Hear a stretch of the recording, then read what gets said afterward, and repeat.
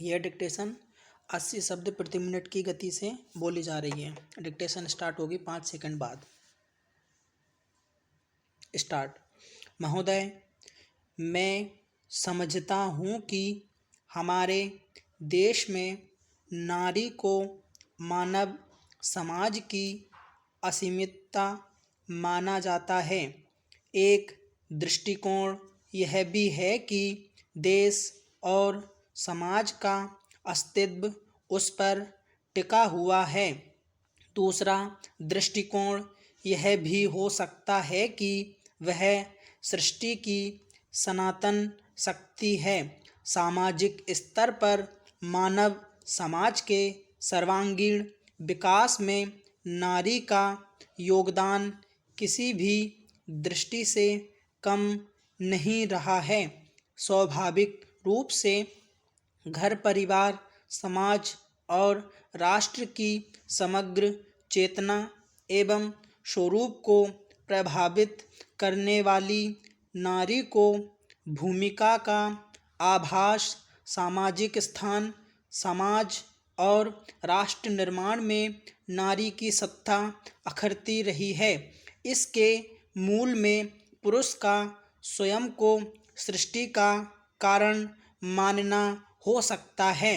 इसलिए यह नारी को हर क्षेत्र में अपने सम्मान मानने से इनकार करते हुए गंभीर न्यायपूर्ण दृष्टि को नज़रअंदाज करता रहा है। पेरा।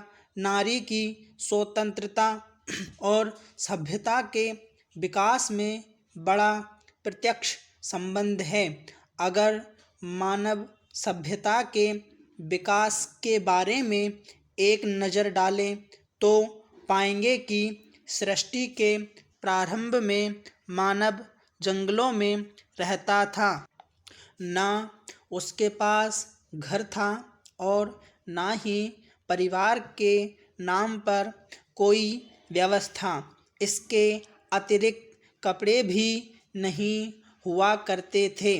निर्वस्त्र रहकर वनों में विचरता रहता था।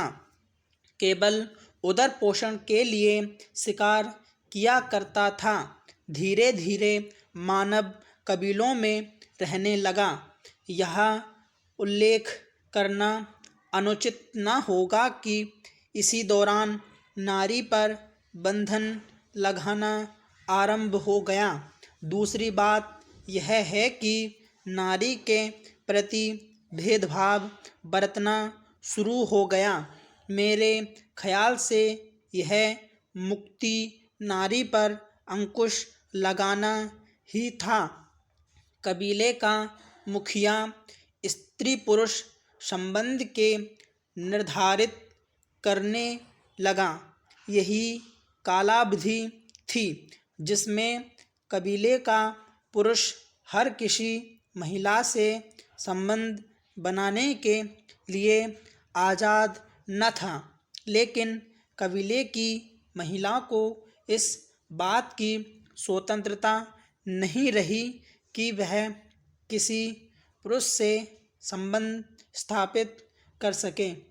इस तरह धीरे धीरे परिवार व्यवस्था का उदय हुआ। मनुष्य ने इस विकास के दौरान अपना काफी विकास कर लिया था। इसी दौरान जहाँ बड़े बड़े राज्य हो गए, दूसरी ओर वही युद्ध होने लगे। इस उदय के चलते महिलाओं पर प्रतिबंध लगा दिए गए। परिणाम स्वरूप एक ओर सती प्रथा, पर्दा प्रथा जैसी कुप्रथाओं का जन्म हुआ तो दूसरी ओर विधवा और पुनर्विवाह पर रोक लगी। इसी तरह नारी शिक्षा पर प्रतिबंध लगा दिया गया। नारी को एक प्रकार की वस्तु समझा जाने लगा और वह घर में कैद होकर रह गई। अपने सम्मान मानने से इनकार करते हुए गंभीर न्यायपूर्ण दृष्टिकोण को नज़रअंदाज